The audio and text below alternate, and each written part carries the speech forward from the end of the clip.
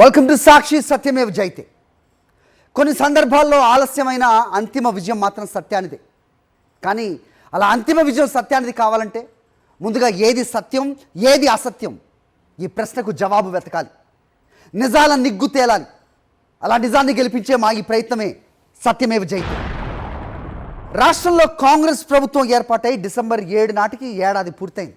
ప్రజాపాలన ప్రజా విజయోత్సవాల పేరిట సంబరాలతో హోరెత్తించింది. ఈ ఏడాది కాలంలో తాము సాధించిన ఘనతలు గొప్పగా చెప్పుకుంది. మున్ముందు మరింత అద్భుతమైన పాలన అందిస్తామని భరోసా కూడా ఇస్తోంది. ఇంతకీ ఈ ఏడాది కాలంలో ఎన్ని హామీలను పట్టాలెక్కించారు, ఎన్ని అభివృద్ధి పనులకు శంకుస్థాపనలు చేశారు, ఎన్ని విప్లవాత్మక నిర్ణయాలు తీసుకున్నారు అనే దాని మీద పోస్ట్ మార్టం చేయాల్సిన అవసరం కనిపిస్తోంది. రేవంత్ సర్కార్ చెబుతున్నట్టుగా ఈ ఏడాది పాలనలో తెలంగాణ ప్రజానీకం సంతృప్తిగా ఉందా? విపక్షాలు ఆరోపిస్తున్నట్టుగా క్షేత్రస్థాయిలో అప్పుడే వ్యతిరేకత రాజుకుందా? ఇచ్చిన గ్యారంటీలన్నీ రెండో ఏడాదైనా పట్టాలెక్కిస్తారా? ఈ ప్రశ్నలతో పాటు రేవంత్ సర్కార్ ఏడాది పాలనపై ప్రధానంగా ఓ 10 ప్రశ్నలు వినిపిస్తున్నాయి. అవేంటో ఒక్కసారి బిగ్ స్క్రీన్ పైన చూసే ప్రయత్నించారు. ఏడాదిలో ఏం మారింది? మార్పు కావాలి, కాంగ్రెస్ రావాలి, ఈ నినాదానికి నిజంగా న్యాయం చేస్తున్నారా? కాంగ్రెస్ వచ్చింది సరే, ఏడాది కాలంలో తీసుకొచ్చిన మార్పులు ఏంటి? సంవత్సర కాలంలో కాంగ్రెస్ ప్రభుత్వం నెరవేర్చిన గ్యారంటీలన్నీ, సీఎంగా రేవంత్ రెడ్డి మార్కేంటి, తెలంగాణ ప్రజలు ఇచ్చిన మార్కులు ఎన్ని? మహాలక్ష్మి, రైతు భరోసా, గృహజ్యోతి, ఇందిరమ్మ ఇళ్ళు, యువ వికాసం, చేయూత, ఇందులో పూర్తి స్థాయిలో అమలైనవి ఎన్ని? అమలు కావలసినవి మరిన్ని? 21,000 కోట్ల రైతు రుణమాఫీ దేశంలోనే ఒక చరిత్ర అని కాంగ్రెస్ ప్రభుత్వం చెప్తోంది. మరి తెలంగాణ రైతులంతా సంతోషంగానే ఉన్నారా? మహాలక్ష్మి పథకంలో ఒక్క ఉచిత బస్సు ప్రయాణమే అమలు చేస్తున్నారా? ప్రతి మహిళకు నెలకు 2,500 రూపాయల ఆర్థిక సాయం, తులం బంగారం ఇచ్చేది ఎప్పుడు? ఏడాదిలో 2 లక్షల ఉద్యోగాల భర్తీ, నిరుద్యోగ భృతి కింద 4,000, జాబ్ క్యాలెండర్, ఈ గ్యారంటీలు పట్టాలెక్కేది ఎప్పుడు? 6 మోసాలు, 66 అబద్ధాలు, ఏడాది పాలన ఎడతెగని వంచన పేరుతో కాంగ్రెస్ ప్రభుత్వాన్ని ఇటు బీఆర్ఎస్ అటు బీజేపీ ఎందుకు విమర్శిస్తున్నట్టు? హైడ్రా కూల్చివేతలు, లగచర్ల భూసేకరణ, గురుకులాలు, సంక్షేమ హాస్టల్స్లో ఫుడ్ పాయిజన్ ఘటనలు ప్రభుత్వంపై ఎంత వ్యతిరేకతను తెచ్చిపెట్టాయి? అధికారంలోకి వచ్చిన ఏడాది కాలంలో అద్భుతాలు సృష్టించటం అసలు సాధ్యమేనా? రాష్ట్రాన్ని 10 ఏళ్లు పాలించిన బీఆర్ఎస్ తొలి ఏడాదిలో చేసిందేంటి?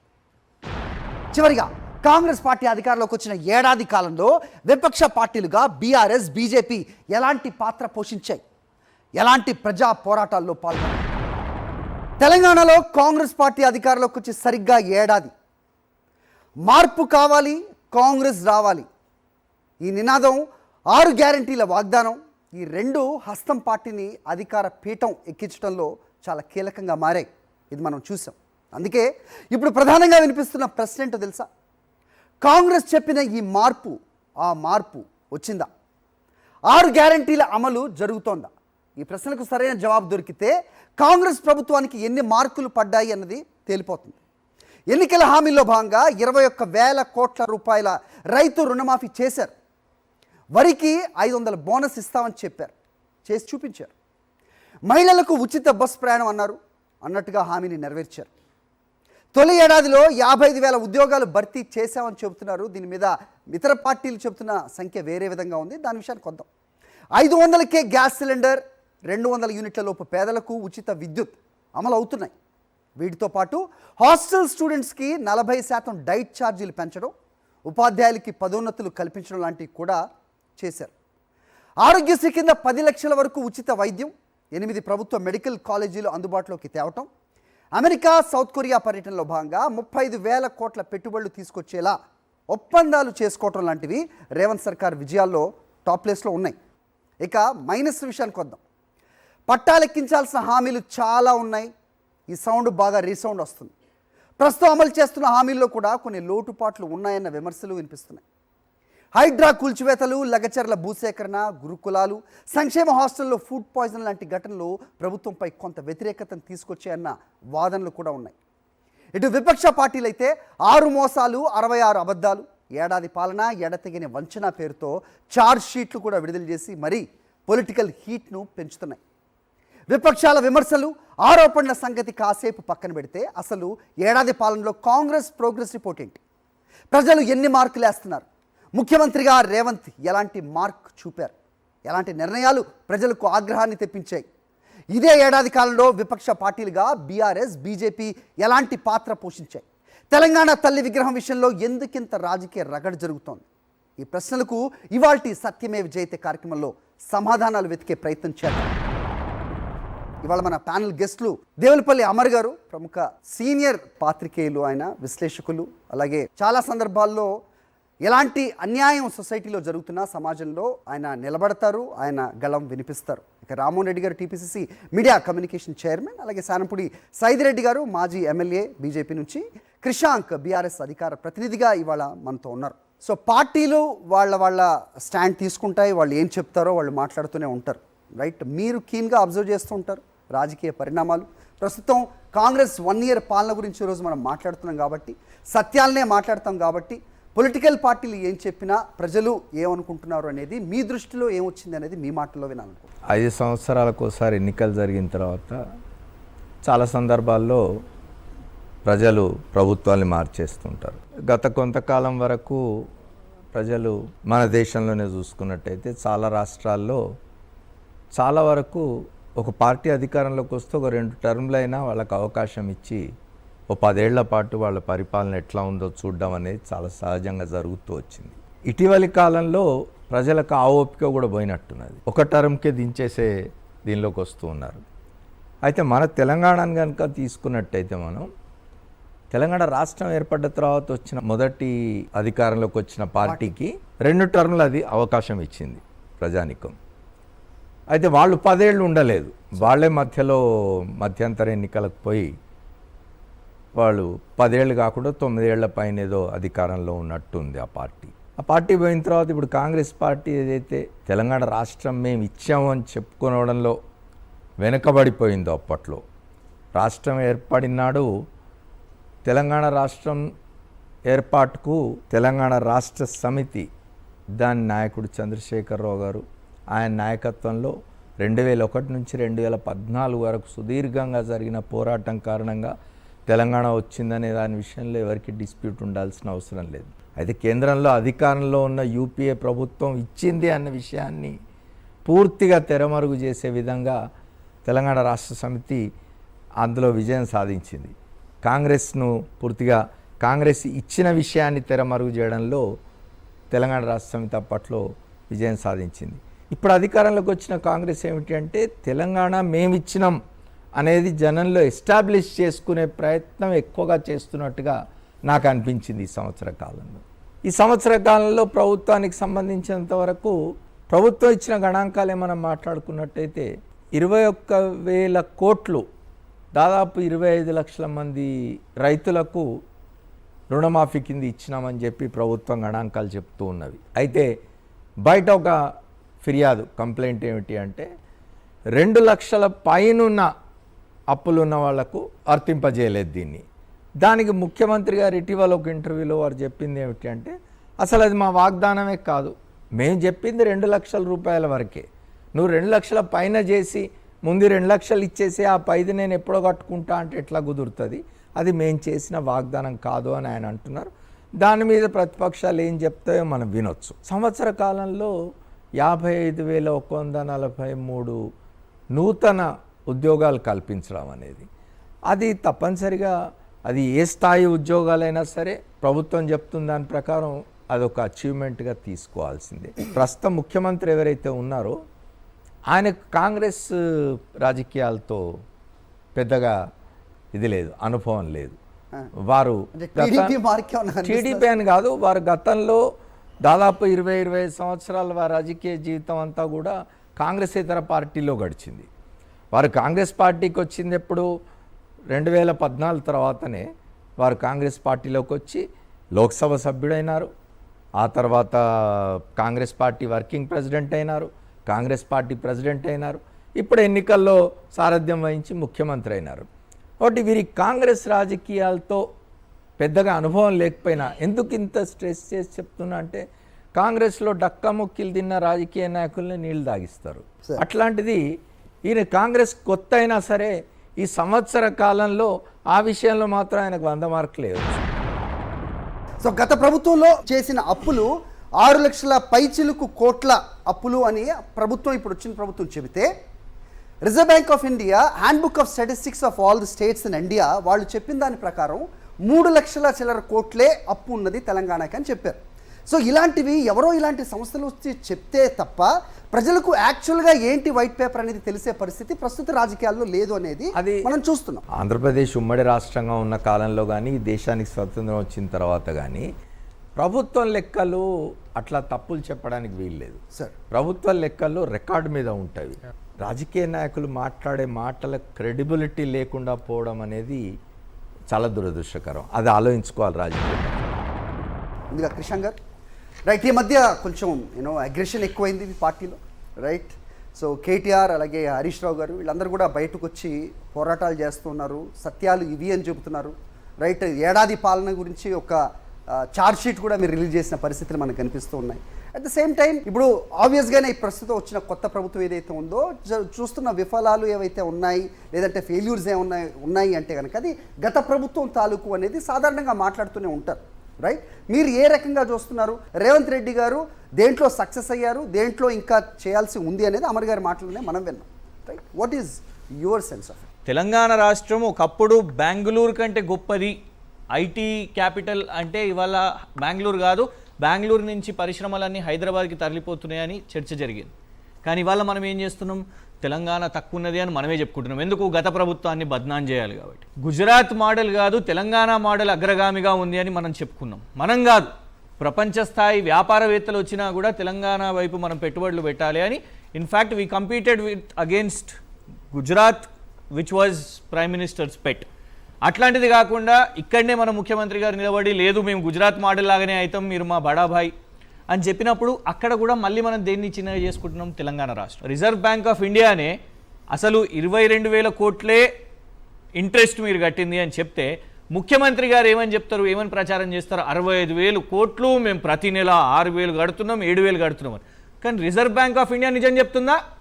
రేవంత్ రెడ్డి గారు రాజకీయం నిజం చెప్తుందా అనేది వాళ్ళ ప్రశ్నార్థకం. ఈ 1 ఇయర్లో మీరు చెప్పుకుంటున్న విజయాలు లేకుంటే విజయోత్సవాలు ఏదైనా చేసుకుంటారంటే కోకోకోలా ఓపెన్ చేసింది గత ప్రభుత్వం చేసింది, ఫాక్స్కాన్ మీరు ఇవాళ చెప్పుకుంటున్నా గత ప్రభుత్వం చేసింది. ఇవాళ గత ప్రభుత్వం ఇచ్చిన నోటిఫికేషన్లను పరీక్షలు చేసి దాని సర్టిఫికేట్ కూడా వెరిఫికేషన్ చేసిన తర్వాత మీరే అప్పుడు కేసులు వేసి అడ్డంకులు చేసి ఇవాళ మేము ఉద్యోగాలు ఇచ్చినాము అని ఫోటోలు దిగుతున్నారు ప్రతి స్టేడియంలో. మేము చేసిన తప్పేంటిది అని అంటే కేసీఆర్ గారు ఏనాడు కూడా ఇగో నేను జాబ్ ఇస్తున్నా, సభ పెడతా, ఫోటో దిగు నాతోని అని అనలేదు. 12 మాసాలు 12 మోసాలు, సూటిగా 12. దీంతో ప్రజలు ఎఫెక్ట్ అయ్యారు. మీరు హైడ్రా తెచ్చిన తర్వాత ప్రజలు రోడ్డు మీద పడి మా ఇల్లెందుకు కూలుస్తున్నారు, ఇచ్చిన సబ్ రిజిస్ట్రార్లు కానివ్వండి, ఎంఆర్ఓలు కానివ్వండి, ఆర్డీఓలు కానివ్వండి, లేఅవుట్ వేసిన ఉదాహరణకు ప్రేమ్ సాగర్ లేఅవుట్, ఎవరు? మంచిర్యాల ఎమ్మెల్యే ప్రేమ్ సాగర్ గారు. అక్కడ నోటీసులు వస్తాయి కానీ అట్లాంటి వాళ్ళ మీద కేసులు రావు. మూసి డిపిఆర్ లేదు, ఇవాళ వరకు డిపిఆర్ రాలేదు, కానీ ఇల్లు మార్కింగ్లు చేసిర్రు, ఇల్లు కూల్చివేతలు చేసిర్రు. నంబర్ 2. నంబర్ 3, రుణమాఫీ అయిపోయింది అని డే 1 ఒకే దఫాలో రుణమాఫీ చేసింది మేమే అని పార్లమెంట్లో చెప్తారు, కానీ ఇక్కడున్న రైతులు మాకు రుణమాఫీ ఇంకా రాలేదు అని రైతులు మాట్లాడుతున్నారు. ఈ సంవత్సరం మొత్తం రైతు బంధు పడలేదు. ఈ 2 పంటలు కూడా ఎవ్వరికీ రైతు బంధు రాలేదు. అంత గొప్ప స్కీమ్ అది రైతు బంధు. ఎందుకంటే దాన్ని చూసి కిసాన్ సమ్మాన్ నిధి అని మొదలైంది, దాన్ని చూసి వెస్ట్ బెంగాల్లో కృషక్ బంధు అని మొదలుపెట్టారు. సాక్షాత్తు ముఖ్యమంత్రి గారి నియోజకవర్గంలోనే గిరిజన మహిళా రైతులు వాళ్ళు ఏకంగా ఢిల్లీకి పోయిన పరిస్థితి. ముఖ్యమంత్రి గారు మీ ముఖ్యమంత్రి గారే కదండి, మన ముఖ్యమంత్రి గారే కదా. సొంత నియోజకవర్గం వాళ్ళే ఢిల్లీ గిరిజన కమిషన్కు, మహిళా కమిషన్కు పోయిందంటే దానికంటే సత్యం ఇవాళ తెలంగాణ రాష్ట్రంలో ఏం నడుస్తుందో ఇది కాదా? మన సత్యమేవ జయతే అంటే ఇక్కడ మీరు చెప్పిన ప్రజా దర్బార్ ఇవాళ లేదు. ముఖ్యమంత్రి గారు సంవత్సరంలో ఒక్కసారి వెళ్ళిరా చెప్పండి. సైదిరెడ్డి గారు బీజేపీ పాయింట్ ఆఫ్ వ్యూ కూడా చెప్పండి. 6 గ్యారంటీలు అన్నారు, ఒక్కొక్క గ్యారంటీ కింద బయలు వేసో 11 చెప్పిండ్రు. 66 అబద్ధాలని మొన్న మా కిషన్ రెడ్డి గారు 6 గ్యారంటీలు 66 అబద్ధాలని ఒక ఛార్జ్ షీట్ వేసిండ్రు. దీంట్లో ఎంతసేపటికి అధికారంలోకి రావాలా, అధికారం రావడానికి ఎన్ని అబద్ధాలు అని చెప్పొచ్చు అనే దానికి ముఖ్యంగా రేవంత్ రెడ్డి గారు కాంగ్రెస్ ప్రభుత్వం ఒక ఉదాహరణ. మీరు అన్నారు ఇందాక 50,000 ఉద్యోగాలు ఇచ్చిండ్రు, ప్రభుత్వ గణాంకాలు చెప్పినాయి. ఏ ఒక్కటి కూడా ఈ సంవత్సరంలో ఒక కొత్త రోడ్డు వేసింది లేదు. అంతకుముందు సర్పంచుల కోసం అని చెప్పి సర్పంచుల పోరాటం అన్నారు. ఈరోజు సర్పంచులు ఆత్మహత్యలు చేసుకునే పరిస్థితిలో వచ్చారు. ఒక్క బిల్లు ఈ సంవత్సరంలో ఒక్క బిల్లు సర్పంచ్లకు ఇచ్చిన పరిస్థితి లేదు. ఇకపోతే కాంట్రాక్టర్ల సంగతి అయితే ఈరోజు ఏదన్నా వేసి మీరు ఏదైనా పని చేయండి అంటే పని చేసే పరిస్థితిలో లేరు. ఎందుకంటే వీళ్ళు డబ్బులు ఇచ్చే పరిస్థితి లేదు. ఎంతసేపటికి ఇక్కడ తీసుకుందాం కమిషన్లు, ఎలక్షన్లు ఉంటే పంపించే పరిస్థితి తప్ప నేనొక్కనంటలేదు. నేను మొన్న మహారాష్ట్ర ఎలక్షన్లలో చూసిన, ఆడికి పోతే తెలుగు వాళ్ళు ఎవరైనా ప్రచారం చేస్తే ఓటేయకుండా బంద్ చేసిరారా. ఎందుకంటే వాళ్ళకి అర్థమైపోయింది పరిస్థితి, తెలంగాణలో ఏం జరుగుతూ ఉంది, ఎన్ని అబద్ధాలు చెప్పిండ్రు. అందుకు ఉదాహరణ మీరు చూడొచ్చు, తెలుగు వాళ్ళు ఎవరైతే కాంగ్రెస్ నాయకులు ప్రచారం ఎక్కడెక్కడ చేసినరో ఒక్క సీటు గెలవలే. ఎందుకంటే వీళ్ళు చెప్పిన అబద్ధాలు, ఈ అబద్ధాలు అనేవి నిజంగా నిరూపితం అయిపోయినాయి. దానికి తగ్గట్టు ఈరోజు మీరు చెప్తా ఉన్నారు బస్సులు ఇచ్చిర్రు అన్నారు. ఒక బస్సు ఇచ్చిండు, ఇచ్చిన బస్సులు ఏమన్నారు ఎక్స్ప్రెస్ లెవెల్ దాకా మీరు అన్నారు, వాటన్నిటిని డీలక్స్లు చేసి పారేసిన తర్వాత మహిళలకు 2500 అన్నారు, ఆ ఊసే లేకుండా పోయింది. 2 లక్షల రూపాయల వరకు రుణమాఫీ అన్నారు. దాన్ని ఎంతమందికి ఇచ్చిర్రో మీరు ఒకసారి మేము టోల్ ఫ్రీ లైన్ పెడితే బీజేపీ ఆఫీస్ నుంచి దాదాపు 70% ఇంకా మాకు రాలేవనే పరిస్థితి ఉంది. మీరేమో ప్రభుత్వ గణాంకాలు ఇంతమంది కంప్లీట్ అయినాయి అంటున్నారు. ఏ గణాంకాలు అంటే వాళ్ళు చెప్పే గణాలు చెప్తున్నారు కానీ రియాలిటీలో జరగట్లేవు. గవర్నమెంట్ మీద ముఖ్యమంత్రికి అవగాహన లేదు, ఏ డిపార్ట్మెంట్ మీద కూడా చెప్పే పరిస్థితి లేదు. ఎందుకంటే అందరు ముఖ్యమంత్రులే కాంగ్రెస్లో. ఇంతవరకు ఒక ఎడ్యుకేషన్ మినిస్టర్ వేసే పరిస్థితి లేదు. కొత్తగా వేసిన సంవత్సరం అయిపోయింది, ఇంకా 6 ఖాళీలు ఎన్నో ఉంటే ఖాళీలు ఫిల్ చేసే పరిస్థితి లేదు. ఎందుకంటే ఎవరిని ఇస్తే ఏమి లాభం, ఎవరు వేస్తే ఏడుతో అంటారు అని. ఇక్కడి నుంచి ఎంతసేపు కంప్లైంట్లు పైకి పోతూ ఉన్నాయి. అదృష్టం కొద్దీ మన మహారాష్ట్ర ఎలక్షన్లో అడ్రస్ లేకుండా పోయింది, కానీ లేకపోతే ఈ పాటికి మళ్ళీ ముఖ్యమంత్రి కిందికి నీళ్ళు వచ్చాయి.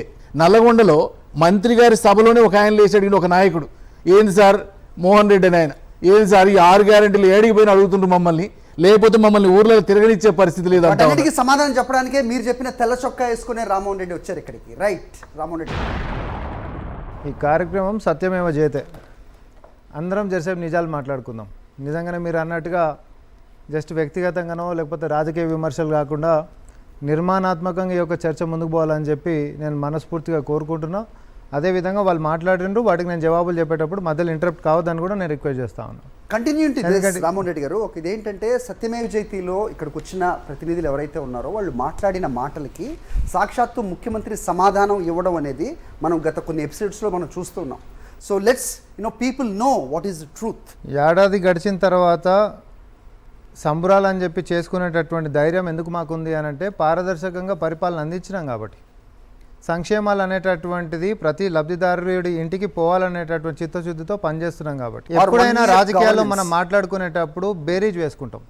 గత పాలన ఎట్లుండే, ఈ పాలన ఎట్లుంది, గత 10 సంవత్సరాల్లో పారదర్శకత ఉండేనా, ఈ సంవత్సరంలో పారదర్శకత ఉందా. ఏదైతే తెలంగాణ ఉద్యమంలో మరి అసూలు బాసినటువంటి ఆత్మ బలిదానాలు చేసుకున్నటువంటి వాళ్ళ యొక్క చిరకాల కోరికలు ఏంటిది అని అంటే నీళ్లు, నిధులు, నియామకాల కోసం అందరు కూడా రాష్ట్రం కోసం కొట్లాడినరు, చచ్చిపోయినరు, ప్రాణత్యాగాలు చేసిరు. మొత్తం మీద తెలంగాణను మనం తెచ్చుకున్నాం. కానీ ప్రజలు బీఆర్ఎస్ ఆ రోజు ఉంటున్నటువంటి టీఆర్ఎస్ పార్టీ నమ్మి అధికారాన్ని ఇచ్చారు. రాగానే ఫస్ట్ వాళ్ళు చేసినటువంటిది ఏముండే, ప్రజాస్వామ్యాన్ని చంపారు. ఏ ప్రజాస్వామ్యం, ఏ స్వేచ్ఛ, ఏ స్వాతంత్రాల కోసం అయితే కొట్లాడుకున్నారో యువతరం మొత్తం రోడ్లు ఎక్కిరో ఆ ప్రజాస్వామ్యాన్ని చంపారు. ఏదైతే గన్ పార్క్ సంబంధించినటువంటిదైనా లేకపోతే ఇంకోటైనా కూడా బయటికి వచ్చి నిరసనలు చేస్తామంటే చిన్న ఉదాహరణ చెప్తా. ఈరోజు వర్కింగ్ ప్రెసిడెంట్ అయినటువంటి కేటీఆర్ ఆయన సొంత నియోజకవర్గానికి పోతే ముందు రోజే అందరినీ ప్రివెంటివ్ డిటెన్షన్లు చేసేటటువంటి ప్రజాస్వామ్యంలో గత పాలన ఉంటుండే. కానీ ఈరోజు ముఖ్యమంత్రి వస్తుండు అనేటటువంటిది ఓపెన్గా సీఎం స్కెడ్యూల్ ఇదని చెప్పి ప్రతి గ్రూప్లలో మేము షేర్ చేసేటటువంటి పరిస్థితికి మా ప్రభుత్వం ఉంది. ఇది మన ప్రభుత్వం, ఇది ప్రజాప్రభుత్వం అని చెప్పి దరఖాస్తులు ఈరోజు 5 లక్షల పైచీలకు దరఖాస్తులను నాడు తీసుకొని అత్యధికంగా వాటికి పరిష్కారాలు ఎత్తికినటువంటి చరిత్ర కూడా మాకే ఉంది కదా. పరిష్కారాలు ఎక్కడనే ప్రశ్నకి సమాధానం లేదు రామ్మోహన్ రెడ్డి గారు. ఎస్, మీరు చెప్పిన దాన్ని బట్టి ప్రజా దర్బార్ అంటున్నారు, ప్రజల నుంచి వినతులు వస్తున్నాయి. పరిష్కారం ఎక్కడా? మా పాలన యొక్క దానికి ఆధారం ఏం కావాలనంటే, ఒకసారి సిటీలో తిరుగుతున్నాయినా లేకపోతే రాష్ట్రంలో తిరుగుతున్నటువంటి ఆర్టీసీ బస్ ఎక్కి ఒక మహిళను అడిగితే చెప్తుంది మా సంక్షేమం అందుతుందా లేదా అని చెప్పి. లేకపోతే సాయంత్రం పూట కట్కలు వేసేటప్పుడు ఒక సామాన్యుని పోయి అడిగితే చెప్తారు 200 యూనిట్ల కరెంట్ అందుతుందా లేదా అని చెప్పి. ఒక వంటింట్లోకి పోయి వంట చేస్తున్నటువంటి ఒక పెద్దమ్మని అడిగితే చెప్తుంది 500కే గ్యాస్ సిలిండర్ మేము ఇస్తున్నామా లేదా అని చెప్పి. ఈరోజు లక్షలాది మంది ఏదైతే 5 లక్షలు కాదు 10 లక్షల వరకు ఈరోజు మేము రాజీవ్ ఆరోగ్యశ్రీని పెంచి ప్రతి పేదవాడికి 5 లక్షలు దాటితే మళ్ళీ అప్పులు చేసేటటువంటి పరిస్థితి నుంచి 10 లక్షల వరకు కూడా ప్రభుత్వమే మోసేటటువంటి సంక్షేమాన్ని మేము ఇస్తున్నామా లేదా అని అంటే ఆరోగ్యంగా ఇంటికి చేరుకున్నటువంటి వాళ్ళని అడిగితే చెప్తారు. ప్రజాస్వామ్యం గురించి కూడా చర్చ జరిగింది కాబట్టి చెప్తా ఉన్నాం. ఈరోజు కాంగ్రెస్ ఇచ్చిన 6 గ్యారంటీలతో పాటు రాష్ట్రంలో ఇంకొక గ్యారంటీ మిస్ అయిందంటే అది ప్రజాస్వామ్యమే. ఎందుకు చెప్తున్నానంటే ఈ మాట, మేము విద్యార్థి నాయకులుగా ఉన్నాం. విద్యార్థులు తమ సమస్యని ఫుడ్ పాయిజన్ ఘటన జరిగితే ఈరోజు ఫుడ్ పాయిజన్ గురించి మంత్రి గారికి ఒక రిప్రజెంటేషన్ ఇద్దాం ముఖ్యమంత్రి గారిని వెళ్తే మంచిర్యాల జిల్లాలో ముందస్తు అరెస్టులు చేశారు. పెద్దపల్లి పోతున్నారు ముఖ్యమంత్రి గారు అంటే పెద్దపల్లిలో ముందస్తు అరెస్ట్ చేశారు. ఖమ్మం పోతున్నారు శ్రీనివాస్ రెడ్డి గారు అంటే ఖమ్మంలో అరెస్ట్ చేస్తున్నారు. ఎక్కడ చూసినా అసలు ఏ ఒక్క విషయాన్ని కూడా అడ్రస్ చేసే పరిస్థితి లేకుండా ఈరోజు ముందస్తు అరెస్టులు, ప్రివెంటివ్ అరెస్ట్ చేస్తున్నారు. ఒకరోజు అర్ధరాత్రి ఇళ్లలోకి దూరి మరీ అరెస్ట్ చేస్తున్నారు. ఇవాళ మా డివిజన్ యొక్క కార్పొరేటర్ గారు మేయర్, ప్రస్తుత మేయర్. సో ఇక్కడ క్రెడిబిలిటీ అనే విషయానికి వస్తే 6 గ్యారంటీల్లో ఏదైతే మీరు 500 రూపాయలకే సిలిండర్ అన్నారు, ఉచిత విద్యుత్ అన్నారు, ఈ గ్యారంటీలు ఎన్ని వస్తున్నాయో మీరు కెమెరా తీసుకురండి, మా ఏరియాలో తిరుగుదాం. మా దగ్గర 1000 ఇండ్లు ఉంటాయి ఎన్బిటి నగర్లో. 1000 ఇండ్లలో ఎంతమందికి వస్తున్నాయో మనం అడిగి తెలుసుకుందాం. అంటే అట్లీస్ట్ ఒక 50%, 60% అన్న వస్తే మీరు అన్న క్రెడిబిలిటీ అన్న వర్డ్ దానికి వర్తిస్తుంది. సార్ ఇలా మా దగ్గర మేము పోరాడి బస్తీ దవాఖాన తెచ్చుకున్నాం గత ప్రభుత్వంతో. ఆ బస్తీ దవాఖానలో డాక్టర్లు అవైలబుల్ లేదు సార్. ఎంత సిగ్గుచేటంటే అక్కడ ఉన్న ఫార్మసిస్టులు ఉండరు, డాక్టర్లు ఉండరు. ఏంటంటే మా దగ్గర లేరండి, డాక్టర్లు లేరండి, ఎక్కడి నుంచి మీకు ఇవ్వాలి, మేము సర్వీస్ చేయలేమండి. ఒక విషపు ఆహారంతో గురుకులంలోనో లేకపోతే పాఠశాలలో అయింది అంటే మేము ముఖ్యమంత్రిని కలుద్దామని పోతుంటే మమ్మల్ని ఆపుతుర్రు అని అన్నారు. నేను ఒకటే చెప్తా, రిప్రజెంటేషన్ ఇవ్వాలనుకుంటే సీదా పోయి ఇచ్చేసేయచ్చు. దాన్ని డిక్లేర్ చేసి మేము ఏదైనా ప్రొటెస్ట్ చేస్తున్నామో లేకపోతే ముఖ్యమంత్రి గారి దగ్గరకు పోయి చేస్తున్నాం అనేటటువంటిది ప్రోటోకాల్స్ విల్ కమ్. ఎప్పుడైనా మీరే కాదు, ఇక్కడ కాదు, ఈ రాష్ట్రం కాదు, ఏ రాష్ట్రంలోనైనా ఎడ్యుకేషన్ మీద ఒక దూరమైనటువంటి ఆలోచన ఉంది. దీన్ని పటిష్టం చేయాలి కాబట్టి ముఖ్యమంత్రి గారి దగ్గరనే అదొక ప్రోటోకాల్ పెట్టుకున్నారు. మా ఉద్దేశంలో చేసేటటువంటి ఉద్దేశం పారదర్శకంగా పోతున్నప్పుడు లేనటువంటివి అంతేందుకు ఇక్కడనే క్రిషాంక్ గారు ఉన్నారు, మన సోషల్ మీడియా మాధ్యమాల్లో పెట్టిండు ఆయన. అప్పుడే పుట్టినటువంటి ఎలక పిల్లల్ని ఒక ప్లేట్ మీద పెట్టేసి చూసిరా భోజనంలో వచ్చినాయని ఆయన సోషల్ మీడియాలో ట్విట్టర్లో పెట్టిండు. మన ఎదురుగానే ఉన్నాడు కదా, అప్పుడే పుట్టిన ఎలక పిల్లల్ని పెట్టి అప్పుడే పుట్టినటువంటి ఎలక పిల్లలు సత్యమేవ జయతే. అందుకని ఆయన ముందే అంటున్నా నేను, I show that if he demands.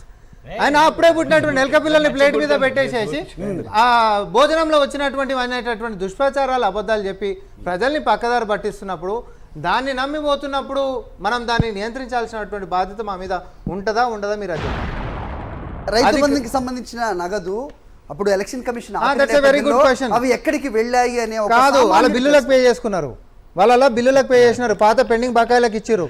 అప్పుడు ఉత్తరం కూడా కాంగ్రెస్ పార్టీ నుంచి ఏం రాసినాం తెలుసా, తీరా ఎన్నికలు వచ్చినప్పుడు అంతకంటే ముందు ఎన్నికల రోజు రైతు బంధు పడ్డది, ఓట్లు వేస్తుంటే రైతు బంధు పడ్డది. అట్లా వద్దు, ఎన్నికలలో ఓటర్లను ప్రభావం చేసినట్టు అవుతుంది, కాబట్టి మీరు ఇచ్చేటటువంటి షెడ్యూల్ కంటే ముందు ఇచ్చేసేయండి రైతు బంధు అని చెప్పి కాంగ్రెస్ పార్టీ నుంచి లెటర్ రాసిన వారు నేనున్నా అండి, నేనే ఉన్నా. అయితే ఆ లెటర్ రాస్తే అది ముందు ఇయ్యలే, తర్వాత ఏమైంది, వీళ్ళు ఎట్టి పరిస్థితులలో ఎవరికైనా కావద్దని చెప్పి బిల్స్ ఇచ్చుకున్నారు. కానీ ఎన్నికల ఇక 1-2 రోజుల్లో 3 రోజుల్లో పోలింగ్ ఉన్నదనగా ఇక వచ్చి పడబోతున్నది, 2 రోజుల్లో మీ అకౌంట్లో రైతు బంధు పడబోతున్నది అని చెప్పి అధికార పక్ష నాయకులు చెప్పడం కారణంగా దాని మీద కాంగ్రెస్ ఫిర్యాదు చేస్తే వెంటనే ఎలక్షన్ కమిషన్ ఆపేసింది. అది వాళ్ళ మాట అనకుండా ఉండాల్సింది.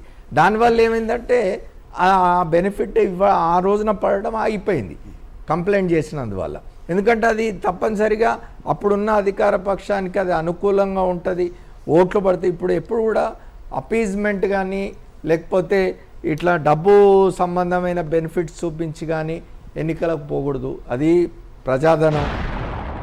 బంజారా హిల్స్లో ఒక బస్తీ దవాఖానలో పరిస్థితి చెప్పారు. రైట్, ఎందుకు నేను మరీ ప్రస్తావిస్తున్నానంటే ఇలాంటి సమస్యలన్నీ ప్రభుత్వం దృష్టికి తీసుకెళ్ళడానికి దీన్ని ఒక వేదికగా అనుకుంటున్నాం కాబట్టి దానికి మీరు అడ్రస్ దాన్ని కూడా చేయాలి. సంక్షేమాలు అనేటటువంటివి మనం దరఖాస్తు పెట్టుకుంటే వచ్చేటివి, వాళ్ళంతలో వాళ్ళు ఇంటికాడికి వచ్చి ఇవ్వరు. ఇది మళ్ళొకసారి కూడా మేము స్పష్టత ఇస్తున్నాం. ఎందుకంటే మన ప్రజాభవన్ దగ్గర కూడా వచ్చేసేసి దరఖాస్తు పెట్టుకుంటున్నారు. దాంట్లో కూడా లిస్ట్ ఆఫ్ స్కీమ్స్ ఉన్నాయి, ఏమేమి మీకు కావాలి, 500 సిలిండర్ కావాలి, 200 యూనిట్లు కావాలి, ఇగో నాకు తెల్ల రేషన్ కార్డు ఉంది, కొన్ని అవసరం లేదు అని అనుకుంటే పెట్టనటువంటి వాళ్ళు కూడా ఉన్నారు. ఇప్పుడు కొన్ని వచ్చినా కొన్ని వస్తలేవు అనేటటువంటి వాళ్ళు కూడా ఉన్నారు. అక్కడ కరెక్షన్స్ ఏంటంటే మళ్ళీ అక్కడ పోయి దరఖాస్తు చేసుకుంటే మీరు అప్పుడు పెట్టలేదు కదమ్మా అని చెప్పి చూపిస్తున్నటువంటి పరిస్థితి. కాబట్టి మీ బస్తీలో ఎవరైనా ఉండి పెట్టుకోండి దరఖాస్తు, దానికి ఏమంటారు ఎంక్వైరీ జరుగుతుంది, వైట్ కార్డ్ హోల్డర్ అయి ఉండాలి, మీరు ఎలిజిబుల్ అయి ఉండాలి. పార్లమెంట్ ఎలక్షన్స్ ముందు ఒక అప్లికేషన్ ప్రాసెస్ చేసిండ్రు, 6 గ్యారంటీస్ కోసం ఒక అప్లికేషన్ అప్లై చేయండి అని. డిజిటల్ యుగంలో పేపర్ అప్లికేషన్లు తెచ్చిండ్రు. ఆ పేపర్ అప్లికేషన్ మనం చూసినాం, తెల్లారి స్కూటర్ల మీద పోతుంటే కింద పడిపోయినాయి, దిక్కు కూడా లేదు వాటిని ఒక్కడు పట్టించుకున్నోడు లేడు. మళ్ళీ ఇవాళ వచ్చి అప్లికేషన్లు పెట్టమనే ప్రాసెస్కి వచ్చిండ్రు. అప్లికేషన్లతో సంవత్సరం అయిపోయింది, అది ఇంతవరకు డిజిటలైజ్ కాలే, మళ్ళీ సర్వేలని పెట్టిరు మొన్న. ప్రజలు ఈరోజు మీడియా యూట్యూబ్తో మాట్లాడుతుంటే ఎవరైతే ఆ వీడియోలు పెడుతున్నారో వాళ్ళ మీద కేసులు అవుతున్నాయి. మాట్లాడుతున్న ప్రజల సంగతి ఏంటి? ఇప్పుడు అక్కడ మాట్లాడిన వ్యక్తి 100 కోట్లున్న వ్యక్తి కాదు. 100 కోట్ల వ్యక్తికి రేషన్ కార్డు ఎందుకు అని అంటున్నారు అంటేనే మీలో అహంకారం కనబడుతున్నది. పోనీ అట్లుంటే మీరు కేసు పెట్టండి, యూ హ్యావ్ ఎవ్రీ రైట్. మీరు ప్రభుత్వంలో ఉన్నారు కదా, ఇంకెన్ని రోజులు గాలి మాటలు ఇట్లనే చెప్పి ఇవాళ మేము రైతు అహంకారం అంటే చాలా మందికి ఇంకా గత ప్రభుత్వమే గుర్తొస్తుంది అనేది వాస్తవం. అందుకే తెలియాలి, ఇప్పుడు ఇవాళ నిజాలు తెలియాలి. అబద్ధాల పేరు మీద ఆయనను అహంకారం అని చెప్పి ఇవాళ రోజు ఆనవాళ్ళు లేకుండా చేస్తాం, పేగులు తీసి మెడలేసుకుంటాం, ఇది కాదు అహంకారం. తెలంగాణ తల్లినే మార్చేస్తాం, ఇది కాదు అహంకారం. రికార్డింగ్ డాన్స్లు పెడతాం నగరంలో విజయోత్సవాల పేరు మీద, ఇది కాదు అహంకారం. ఇంకోటి చెప్తా, ఏది కాదు అహంకారం? రైతు బంధు రాలేదయ్యా అంటే చెప్పుతో కొడతామని మాట్లాడతారు ఒక మంత్రి, అది కాదా అహంకారం? హైడ్రా మూసి బాధితులు మా ఇల్లు పోయింది అని అంటే వీళ్ళకి డబ్బులు ఇచ్చి మాట్లాడిపిస్తున్నారు మీడియాతోని అని అంటున్నారు, ఇది కాదా అహంకారం?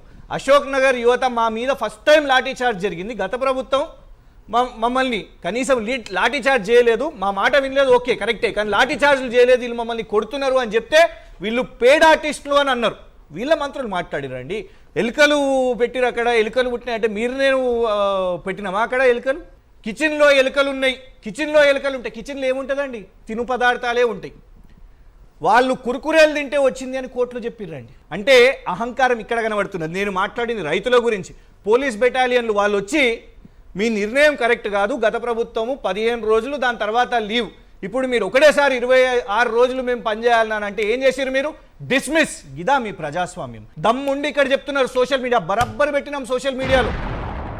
రైట్. మొత్తానికి ఏ ప్రభుత్వాలు వచ్చినా ప్రజలు కోరుకునేది వాళ్ళ జీవన ప్రమాణాలు పెరగాలి అని. మరి గత ప్రభుత్వంలో పర్ క్యాపిటా ఇన్కమ్ ఇంత పెరిగింది అని చాలా గట్టిగా చెప్పిన గత ప్రభుత్వానికి ప్రస్తుతం జీవన ప్రమాణాల గురించి మాట్లాడాల్సిన అవసరం ఈ ప్రభుత్వానికి, అలాగే ప్రజలు అబ్జర్వ్ చేస్తున్నారు అనే బాధ్యత కూడా ఉండాల్సిన అవసరం ఉంది. ఇక అభివృద్ధి గురించి మాట్లాడదాం. సో హైదరాబాద్, ప్రపంచవ్యాప్తంగా హైదరాబాద్ మీద దృష్టి మళ్ళింది. ప్రస్తుతం అది లేదు అని చెబుతున్న బీఆర్ఎస్ బీజేపీ విమర్శలకు కాంగ్రెస్ ఏం సమాధానం చెప్తుంది? ఇక తెలంగాణ తల్లి ఈ మధ్యకాలంలో బాగా వినిపిస్తున్నది, తల్లినే మార్చడం అవసరమా అనే ఒక సామాన్యుడు ఒకవేళ ప్రశ్న అడిగితే దానికి ఇచ్చే సమాధానం ఏంటి? అసలు తెలంగాణ తల్లి, తెలుగు తల్లి, భరతమాత వీళ్ళందరికీ ప్రస్తుతం ఈ తెలంగాణ తల్లి విషయంలో ఈ విగ్రహాల మార్పుపై ఉన్న రగడేంటి, దీనిపైన వాస్తవాలేంటి? సో చాలా అంశాలు ఇక్కడ కాంగ్రెస్ పరిపాలన స్టార్ట్ చేసిన ఈ సంవత్సర కాలంలో ఏం జరిగింది, ప్రజలకు ఏం ఒరిగింది, సో కాంగ్రెస్ సక్సెస్ ఏంటి, ప్రతిపక్షాల సక్సెస్ ఏంటి, దాని గురించి కూడా మాట్లాడుతున్నాం. సో ఎవరి పాత్ర ఏ మేరకు ఎంతవరకు పోషించారు అనేది ప్రధాన చర్చగా కనిపిస్తోంది. ఇక్కడ ఉన్న ఆడియన్స్ కూడా మాట్లాడుతున్నారు. ప్రస్తుతం తెలంగాణ తల్లి అనే అంశం ప్రధానంగా వినిపిస్తోంది. సో 2017లో జరిగిన ప్రపంచ తెలుగు మహాసభలో సాక్షాత్తు ఉపరాష్ట్రపతి వెంకయ్య నాయుడు తెలంగాణ తల్లి పాదాల మీద పూలు వేసి అక్కడ ఉన్న అన్ని పార్టీల వాళ్ళు ఆ తల్లిని పూజించుకున్నారు. ప్రస్తుతం మార్చాల్సిన అవసరం లేదు అనేది చాలా వర్గాల నుంచి వస్తున్నది. సో అయితే ఇక్కడ మాట్లాడాల్సిన అవసరం కూడా చాలా ఉంది. తెలంగాణ తల్లి విగ్రహంలో తెలంగాణకి ప్రామాణికమైన జేకబ్ డైమండ్ అవ్వచ్చు, right sir? So correct me if I'm wrong. అలాగే కోహినూర్ డైమండ్ అవ్వచ్చు, ఇవి కూడా ఆ తెలంగాణ తల్లి విగ్రహంలో ఉండినవి, అవి తెలంగాణకి ప్రతీకగా. అలాగే మెట్ట ప్రాంతం కాబట్టి ఇక్కడ పండిన పంటలు ఏవైతే ఉన్నాయో జొన్న వచ్చు, మిగతాది అది కూడా అక్కడ ఉండింది. ఒక దేవతగా ఎందుకు కొలుచుకోకూడదు తెలంగాణ తల్లిని అనేది అప్పుడున్న ప్రభుత్వం చెబుతోంది. ఇది పార్టీ ఏదైతే బీఆర్ఎస్ పార్టీ ప్రభుత్వంలోకి రాకముందే తెలంగాణ తల్లిని ఒక దేవతగా కొలిచాం, రాజకీయాలకి పార్టీలకు అతీతంగా దాన్ని మార్చాల్సిన అవసరం ఏంటి అనేది బీఆర్ఎస్ ప్రధానంగా చెబుతున్న అంశం. ప్రస్తుతం తెలంగాణ తల్లి విగ్రహం గురించి మాట్లాడే ముందు ఒపీనియన్స్ మీరు చెప్పండి. ప్రస్తుతం 1 ఇయర్ ఈ సంవత్సర కాలంలో కాంగ్రెస్ పాలన గురించి మీరేమనుకుంటున్నారు? ప్రతిపక్ష పార్టీలు ఏం చేస్తున్నాయి? తెలుగు ప్రజల కోసం, తెలంగాణ ప్రజల కోసం, భూమి కోసం, భుక్తి కోసం, పేద ప్రజల విముక్తి కోసం పోరాడినటువంటి చాక లైలమ్మ కానీ, అదేవిధంగా మల్లు స్వరాజ్యంలో ఎందుకు కనపడడం లేదని చెప్పేసి మీ సందర్భంగా అడుగుతాను. చాలా కళలు ఉన్నాయి సార్ తెలంగాణలో. మీకు పేరుని ఉంది వరంగల్ చూస్తే చాలా కళలు అక్కడ ప్రదర్శించవచ్చు. అంటే ప్రజలకి మీరు ఒక తెలంగాణ తల్లిని పెట్టినప్పుడు ఆ ప్రోగ్రాంలో తెలంగాణ అస్తిత్వాన్ని చూపించేటువంటి కళలు, కళాకారులు ఎంతోమంది ఉన్నారు. అవి పెట్టకుండా తమన్ ప్రోగ్రామ్ ఏంది సార్? నాకు అర్థం కాదు. ఇదేమన్నా రికార్డింగ్ డాన్సా? తమన్ని ఒక కళాకారుడిగా చూడడంలో తప్పు లేదు, బట్ అక్కడ ఏం ప్రదర్శించారు అనేది మీ సందర్భం ఇంపార్టెంట్. తెలంగాణ తల్లి అనేది ఒక భావన. రైట్. భారతమాత అయినా, తెలుగు తల్లి అయినా, తెలంగాణ తల్లి అయినా మనం ఊహించుకునే ఒక ఒక భావన. ఉద్యమానికి ప్రతీకగా ఉద్యమాన్ని పూజిద్దాం మనం అనే ఒక ఒక ఆలోచన భావన. నుంచి అంతే. పుట్టిందే ఇప్పుడు తెలంగాణ దేవతలు ఎవరు తల్లి చూసిన వాళ్ళు లేరు. రైట్. ఈరోజు తెలంగాణ తల్లి విగ్రహాన్ని చూస్తుంటే కొంగు నడుముకి బిగించింది అని అంటే తిరుగుబాటుతనానికి నాంది అది. అట్లాంటిది కిరీటం పెట్టేసుకొని మీరే అంటారు జేకబ్ డైమండ్ ఉందా, నిజాం డైమండ్ ఉందా, ఆ కిరీటంలో ఏమేమి డైమండ్లు ఉన్నాయో పేదోనికి ఎందుకు సార్? తెలంగాణ సాధికారతలో ముందుండి నడిపించేటటువంటి స్ఫూర్తే మాకు దేవత. ఆ దేవత ప్రతిరూపమే ఈరోజు తెలంగాణ తల్లి. ఈరోజు 2007లో మరి అంతకంటే ముందు ఈరోజు ఏదైతే కాంగ్రెస్ పార్టీ తెలంగాణ తల్లిని ప్రతిష్ఠించుకుందో అట్లాంటి విగ్రహమే ఉంటుండే. తర్వాత కేసీఆర్ గారు ఎందుకు మార్చిండండి? 2014 వచ్చేసరికి ఎందుకు మారిపోయింది? కిరీటాలు, వజ్ర వైడూర్యాలు ఎందుకు వచ్చినాయి? అంతకంటే ముందు లేవే. మరి అప్పుడు ఎందుకు అడగలేదు మీరు? ఎవరైనా మారుస్తారా ఉద్యమ సమయంలో వస్తున్నటువంటిది? ఆ రోజు విజయశాంతి గారు ఓపెన్ చేసి రామ్లక్క అని చెప్పి రకరకాల విగ్రహాలు కాదు, స్ఫూర్తి మనకు తెలంగాణ సాకారం అనేటటువంటి స్ఫూర్తితో తెలంగాణ జాతి మొత్తం ముందుకు నడిచింది తప్ప Yeah, ఆ జాతి విగ్రహంలో మొత్తం వంగ అంగీకరించింది. పెట్టుకునేటటువంటి ఆ జాతి కుచిత బుద్ధితో మొత్తం- పోలే. ఆ జాతి మొత్తం గుర్తించే కదా తెలంగాణ తల్లిని ఇప్పుడు మార్చే అవకాశం అసలు ఎందుకు వచ్చింది? పాయింట్. నువ్వు తెలంగాణ రాష్ట్రం వచ్చిన తర్వాత ఏ తెలంగాణ తల్లి అని చెప్పి రాజకీయం చేసుకున్నావో ఆ తెలంగాణ తల్లిని 4 గోడల మధ్యలోనే బంధించి పెట్టుకున్నావు. నువ్వు అధికారంలోకి వచ్చిన తర్వాత అధికారికంగా గుర్తింపు ఎందుకు ఇవ్వలేదు? ఆ క్వశ్చన్ ఆన్సర్ చెప్పు. అంటే ఏంటి దాని- రాజు దాని అధికార గుర్తింపే లేదు కదా తెలంగాణ తల్లికి ఒక జీవో ఇచ్చినవా? ఇయలే. ఇది అధికారికంగా అమరజ్యోతి అమరదీపం ముందు కనిపించే బంగారు తెలంగాణ తల్లి. కేసీఆర్ గారు ఎందుకు చేయలేదు అని వీళ్ళు అబద్ధాలు మ్యానుఫ్యాక్చర్ చేస్తారు కదా. ఇగోండి విగ్రహం. ముఖ్యమంత్రిగా ప్రకాష్ అంబేద్కర్ గారు, బిఆర్ అంబేద్కర్ గారు మనవడు కూడా, వారు కూడా ఇక్కడికి వచ్చి ఈ కార్యక్రమానికి వచ్చారు. నంబర్ 1. నంబర్ 2, మహాత్మా గాంధీ గారు ఫస్ట్ మన దేశంలో స్వాతంత్రం వచ్చిన తర్వాత భారత్ మాత అని పెట్టింది మహాత్మా గాంధీ గారు. ఆ తర్వాత ఇందిరాగాంధీ గారు హరిద్వార్లో పెట్టారు. ఆనాడు ఎవరు కూడా భారతీయ జనతా పార్టీ వాళ్ళ తర్వాత అధికారంలోకి వచ్చినాక ఎందుకు కిరీటం ఉన్నది భరతమాత మీద, గాంధీ గారు ఏదో రిచ్గా ఆలోచించారు, ఫ్యూడల్గా ఆలోచించారు అని తర్వాత భారతీయ జనతా పార్టీ వాళ్ళు అనలేదు. నాకు తెలిసి ఆంధ్రప్రదేశ్లో కూడా తెలుగు తల్లి ఉన్న తర్వాత అధికారాలు మారిన తర్వాత టీడీపీ అయినా వైసీపీ అయినా మనం తెలుగు తల్లిని మార్చుకుందాము, కిరీటం తీసేద్దాము అని ఎవరు కూడా అట్లా చర్చ చేయలేదు. తల్లిని మార్చిన ఫస్ట్ టైం హిస్టరీ మీకు దక్కుతున్నది. ఎందుకు చెప్తాను? ఇవాళ అందులో మనం చేసుకున్నప్పుడు కూడా, ఆ విగ్రహాన్ని చేసుకున్నప్పుడు కూడా చాలా చర్చలు జరిగినాయి. ఆంధ్రప్రదేశ్ రాష్ట్రం ఏర్పడిన మరునాటి నుంచే తెలంగాణ రాష్ట్రం కావాలనే భావన ఎప్పుడైతే మొదలైందో ప్రజల్లో, 1969లో ఉద్యమం జరిగిన కాలంలో వేసిన తెలంగాణ తల్లి ఇది. బతుకమ్మని దీన్ని తీసేసిరు కదా దీన్ని వీళ్ళ వీళ్ళు. ఈ తెలంగాణ తల్లి 1969 నుంచి 2001లో తెలంగాణ రాష్ట్ర సమితి ఏర్పాటు చేసి చంద్రశేఖరరావు గారు పోరాటం మొదలుపెట్టిన తర్వాత, మళ్ళీ వాళ్ళు వచ్చిన తర్వాత, వాళ్ళ అధికారంలోకి వచ్చిన తర్వాత తీసుకొచ్చిన తెలంగాణ తల్లికి తేడా ఉన్నది. అంటే వాళ్ళు మార్చినారు, ఇవాళ వీళ్ళు మార్చుకున్నారు. అసలు నేను ఒక మాట అంటాను, ఇప్పుడు మనం అందరం అనుకుంటున్నట్టుగానే తెలంగాణ తల్లి అంటే ఏమిటి, ఆమె ఎవరో లేకుండే, ఓ చాకలైలమ్మ లాగానో, లేకపోతే ఒక సమ్మక్క సారాలక్క లాగానో, లేకపోతే రుద్రమదేవి లాగానో, ఇంకోళ్ళ లాగానో ఆమె ఏమి లేదు. మనం మన జాతిని సమైక్యంగా ఉంచుకోవడం కోసం, మన జాతి స్ఫూర్తి కోసం ఒక భావన, ఒక భావోద్వేగాన్ని కల్పించడానికి ఏర్పాటు చేసుకున్నది. ఇంతకుముందు కాంగ్రెస్ 1 ఇయర్ కంటే ముందు 9.5 సంవత్సరాలు అధికారంలో ఉండిన పార్టీ ఏం తక్కువ అహంకారం చూపించిందా?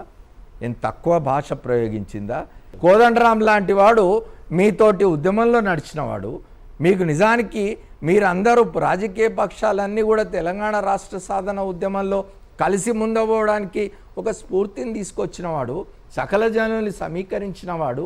ఆయన పట్ల మీ ప్రభుత్వం ఎటువంటి బిహేవియర్ చేసింది? అప్పుడు హరగోపాల్ లాంటి ప్రొఫెసర్ పట్ల మీ ప్రభుత్వంలో ఉన్నప్పుడు ఎటువంటి అవమానం జరిగింది? గుర్తులేదా? మర్చిపోతారా? మీరు ప్రతిపక్షంలోకి రాగానే మర్చిపోతారా ప్రజలు? మర్చిపోయి కదా. కోదండరామ్ గారి ఇంటి తలుపులు బద్దలు కొట్టి అరెస్ట్ చేయలే, మీరు పోయి మర్చిపోతారా ప్రజలు? సమాధానం. కోదండరాం గారు చేసిన దాన్ని మేము ఎవ్వరం కూడా మర్చిపోలేదు. డెఫినెట్గా తెలంగాణ ఉద్యమంలో వారు చేశారు. కానీ అదే 2014 దానికంటే ముందే వారు ఒక స్టాండ్ తీసుకున్నారు కదా sir. With all due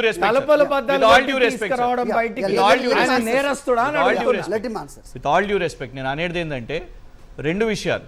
Kodandaram గారు కాంగ్రెస్ పార్టీ వైపు తీసుకోవడం ఒక ఎత్తు అయితే, తర్వాత 2018లో ఇదే కోదండరాం గారు తెలుగుదేశం పార్టీతోని కూడా పొత్తులోకి వెళ్ళారు కదా.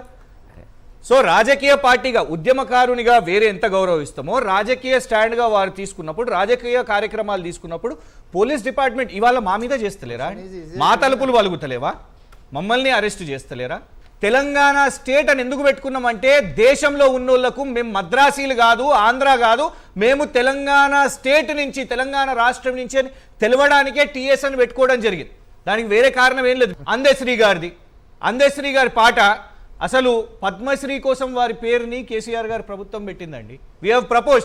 అసలు గౌరవమే లేకపోతే ఎందుకు ఇస్తాం చెప్పండి? 2016-2017లో we have officially proposed his name for Padma Shri. ప్రభుత్వం నిర్వహించే ప్రజాపాలన ఉత్సవాల్లో ఇట్లాంటి పాటలా ఇవాళ మీరు అధికారికంగా ఓయోక రమ్మంటావా అని పాటలు పాడుతున్నారు ప్రజలు? నిజంగా అందుకే మళ్ళీ మాకు కూడా తెలంగాణ సెంటిమెంట్ అని మాట్లాడాలని లేదు. We definitely want to speak about development. Babuji Nagar మాది కంట్రోన్మెంట్.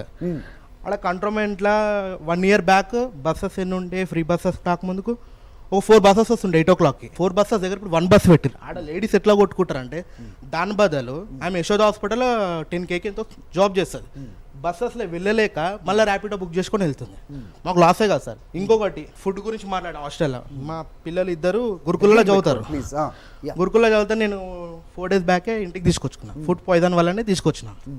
అలా మీరు గురుకులకి వెళ్ళి కూడా చెక్ చేసుకున్నా కానీ వైరల్ ఫీవర్తో ఒక 20 members చిల్డ్రన్స్ పడుకొని ఉన్నారు సార్. అసలు RTC is a gone case. ఆర్టీసీయే లేదు, ఇంకెక్కడ ఆర్టీసీ? ఆ భగవంతుడు దిగొచ్చినా కూడా ఎవడు కాపాడలేడు. అయిపోయింది దాని కథ. ఎవడు ఎన్ని చేసి కూడా చేసుకో. 26 మంది చచ్చిపోయారు. 26 మంది వీడియోల ముందు చచ్చిపోయారు. కేసీఆర్ గారికి దండం పెట్టుకుంటూ చచ్చిపోయారు. మా పానాలు తీయక సార్, నీకు దండం పెడతాం సార్, మా ఆర్టీసీని కాపాడు సార్, మా పిల్లలు మా కుటుంబాలు దీన్ని పట్టుకొని బతుకుతున్నాం సార్ మేము. మీరు ఇట్లా వేసి ఎట్లా సార్ అంటే కాంగ్రెస్ పార్టీ చెప్పింది ఆర్టీసీ అనేటటువంటిది సంక్షేమం. సంక్షేమంలో లాభాలు నష్టాలు అనేటటువంటిది చూడనిక కాదు, ఆ ప్రజల సంక్షేమం గురించి ఇచ్చేటటువంటిది. నిన్న సాయంత్రం 7:30 గంటల ప్రాంతంలో ప్యారడైజ్ దగ్గర 2-3 బస్సుల్లో ఫుడ్ బోర్డింగ్ చేస్తున్నారు మహిళలు. 50 నుంచి 60 సంవత్సరాల్లో ఉన్న మహిళలు ఫుడ్ బోర్డింగ్ చేస్తూ ప్రయాణిస్తున్నారు. నేను ఇంతవరకు ఆ దృశ్యం చూడలేదు. ఇఫ్ దట్ ఈస్ ఇప్పుడు నేను ఒక దాన్ని ఆపాదిస్తా. సపోజ్ ఆర్టీసీ బస్సులో సపోజ్ 10 రూపాయల అంటే సంఖ్య తగ్గిందా అని ఆయన ప్రశ్నకి ఇదేమన్నా కారణం అనేది కాదు. నేను అంటున్నా, ఒకవేళ నిజంగానే సంఖ్య తక్కువ ఉంటే ఇంకో బస్సు వేసుకునేటటువంటి ఆస్కారం ఉంది. పోయి మనకు ఒక డిపో మేనేజర్ దగ్గర రిప్రజెంటేషన్ ఆర్ అప్లికేషన్ పెట్టుకుంటే ప్రాసెస్ అవుతుంది. ఈ చర్చలో ముఖ్యంగా కేటీఆర్ గారు అభివృద్ధికి ఇది కాదా నిదర్శనం అనేది మాట్లాడారు. Per capita income, per capita ఇన్కమే గిట్ట నిజమైతే 3,80,000 పైచిలకు పర్ క్యాపిటా ఇన్కమ్ ప్రతి సాధారణ పౌరుడి దగ్గరనే గిట్ట తెలంగాణ రాష్ట్రంలో నిజమైతే 10 రూపాయలు ఆదా చేయడానికి ఒక ఆడబిడ్డ ఫుడ్ బోర్డింగ్ ప్రాణాలను తెగిర్చి చేయదు సార్, చేయదు. గ్రౌండ్ రియాలిటీ వేరే ఉంది. ఏంది అని అంటే రూపాయి పోగు చేసుకునేటటువంటి పరిస్థితిలో తెలంగాణ ఆడబిడ్డలు ఉన్నారు. అందుకనే 200 యూనిట్లు మేము ఇస్తున్నాము, అందుకని 500 సిలిండర్ ఇస్తున్నాము. ఎందుకు దరఖాస్తులు పెరుగుతున్నాయి? నువ్వు చెప్పిన పర్ క్యాపిటా గిట్ట నిజమై ఉంటే 10 రూపాయలు కాపాడుకోనికే ప్రాణాలకు తెగిర్చి ఎవడు పోడు. అదే ఆర్టీసీ కార్మికుడు ఎవడన్నా ప్రమాదంలో చచ్చిపోతే 1 కోటి రూపాయలు ఇస్తుంది మా ప్రభుత్వము. 1 ఎకరం ఉంటున్నటువంటి రైతు ఇంకొక 6 ఎకరాలు గిట్ట కౌలుకు తీసుకొని చేస్తే సన్న రకం మీద 500 రూపాయలు ఇస్తున్నటువంటి బోనస్ 13,000 రూపాయలు ఎకరానికి వస్తుంది. ఏది మినిమం తీసుకుంటేనే 13,000 రూపాయలు. నీకు ఒకటి రైతు బంధు వస్తలేదు అనేటటువంటిది ఒకటి ఉంటే కౌలు రైతుకి, మిగతా 5 ఎకరాల మీద నీకు యావరేజ్ తీసుకున్న ఏం తక్కువ 90,000 రూపాయలు. 2019లో ఆర్టీసీ ప్రైవేటైజ్ అయిపోతుంది అని ఇలాగే రెచ్చగొట్టి ధర్నాలు చేపించి పాపం బలి చేశారు. అయిందా? 2019 నుంచి 24 వరకు కేసీఆర్ గారి ప్రభుత్వం, 23 వరకు 4 సంవత్సరాలు ప్రభుత్వం నడిచిందిగా. అయిందా? ప్రైవేటైజ్ అయిందా? వాళ్ళని గవర్నమెంట్లోకి తీసుకొని వచ్చిన ప్రభుత్వం ఏది? మేము తీసుకొని వచ్చినాం. గవర్నర్ గారితో పోరాడి అప్పటి గవర్నర్ గారు డిలే చేస్తున్నా కూడా ఆ ఆర్టీసీని ప్రభుత్వంలో భాగస్వాములు చేయాలని తెచ్చింది మేము.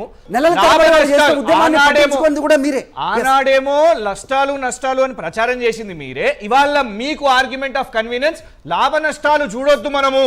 ఇవాళ సేమ్ థింగ్ మెట్రోని కూడా అలాగే చేసిరు. మీరు మెట్రోని కూడా నిర్వీర్యం చేసిన పరిస్థితి ఇవాళ లాసెస్లోకి లెట్టేసిరు. నంబర్ 2, ఇవాళ సూటిగా చెప్పు, ఏ పంట వచ్చినా ఏ వడ్లు వచ్చినా మేము అదే ఇస్తాం. రేపు వచ్చే పారాబాయిల్డ్ రైస్ అయినా, రేపు వచ్చే దొడ్డు బియ్యం అయినా కూడా రైతులకు మేము అదే ఇస్తామని చెప్పండి.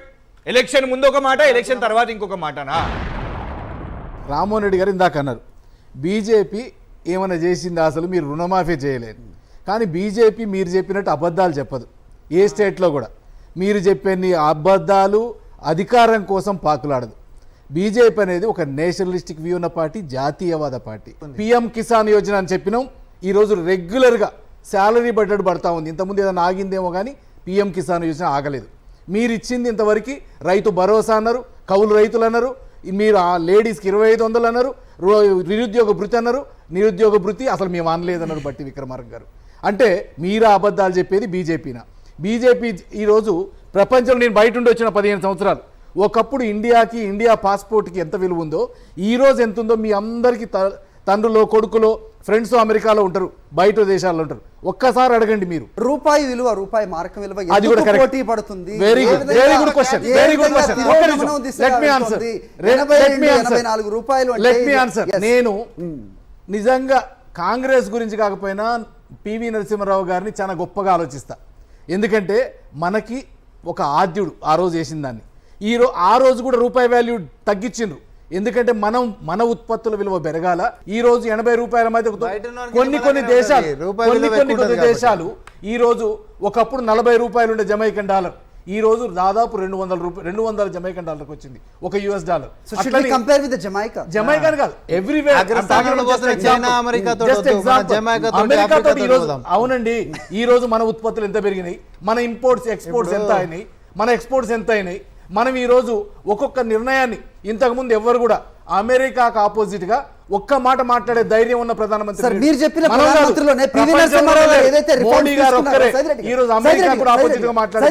ఆయన ఆలోచనలు కానీ లేకపోతే ఆయన తీసుకున్న రిఫార్మ్స్ ఏవైతే ఉన్నాయో దాని తాలూకు ప్రతిఫలాలు సామాన్య ప్రజానికం చూసింది. బట్ ఈ రోజు ఆ పరిస్థితి ఉందా లేదా అనే దానికి సమాధానం మీకు తెలుసు. 24 లక్షల మంది నీకు పవర్టీ నుంచి ఈ రోజు పైకి వచ్చింది గణాంకాలు చెప్తా ఉన్నాయి. 60 లక్షల మందిని కిందికి తప్పు. ఈ దేశము ఇంకోళ్ళతో కంపీట్ చేస్తుంది అని అంటే, సపోజ్ నాకు 80 మార్కులు వచ్చినాయి, ఇదే క్లాస్లో ఇంకొకరికి 85 వచ్చినాయి, ఇంకొకరికి 90 వచ్చినాయి. నాకు 90 మార్కులు ఎట్లా రావాలని కంపీట్ చేస్తామా? ఆడు ఫెయిల్ అయ్యడానికి 10 వచ్చినాయి, అనుకంటే నేను ఎక్కువ అని చెప్పి ఆడికే నిమ్మలంగా ఉంటామా? ఆఫ్రికా తోటి జమైకాలతోటి పోటీ పడేటటువంటి పరిస్థితికి చైనాతో అమెరికాతో పోటీ పడ్డాను. జమైకాతో కంపేర్ చేస్తున్నటువంటి పరిస్థితి. మీరు చెప్పినటువంటి కిసాన్ సమ్మాన్ నిధి అని మాట్లాడుతున్నారు కదా, అది పెంచుతామని మాట ఇచ్చారు, మరి దాని సంగతి ఏంది? మీరు పెంచుతామని మాట ఇచ్చారు. 780 మంది రైతుల ఢిల్లీ రహదారుల మీద చచ్చిపోయారు, చంపిర్రు. దానికి చీకటి చరిత్ర ఎవరిది? ఈ సంవత్సర కాలంలో మీకు ఎన్ని మార్క్స్ వేసుకుంటున్నారు? వీళ్ళు మాట్లాడింది విన్నారు, అమర్ గారి విశ్లేషణ మీరు విన్నారు. అఫ్ కోర్స్ పార్టీలకి మీరు సమాధానాలు చెప్తున్నారు, అది కౌంటర్గానే ఉంది కానీ వాస్తవాల కాదనేది వాళ్ళు నిర్ణయించాలి. మీరు చెప్పండి, సంవత్సర కాలంలో 8 నెలల కాలంలోనే పోనీ మీరు సాధించింది ఏంటి?